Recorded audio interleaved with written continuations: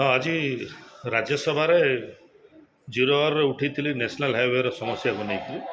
कहीं आम ओडिशार मुख्यमंत्री नवीन पट्टनायक जो थे स्टेट हाईवे गुड़ाक केते सुंदर भाव में तैयारी प्रत्येक गाँ गहली प्रत्येक जिला प्रत्येक सदर महकुमा जेकोसी जगह देखते बहुत सुंदर भाव में आम स्टेट हाईवे तैयारी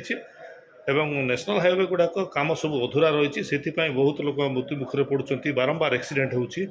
ये भाया गोटे गुरुत्वपूर्ण प्रसंग आज मुझे राज्यसभा उठे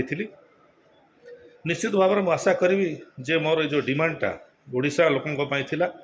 नेशनल हाईवे मुझे आशा करी जे बहुत जल्दी नेशनल हाईवे काम केंद्र सरकार करंतु जोटा कि बहुत धन जीवन नष्ट हो बहुत लोग एक्सीडेंट मरुँच एटलिस्ट से कमिज। हाँ आज राज्यसभा जीरो आवर उठी नेशनल हाईवे समस्या को लेकिन कहीं आम ओडिशार मुख्यमंत्री नवीन पट्टनायक जो थे स्टेट हाईवे गुड़ाक केते सुंदर भाव में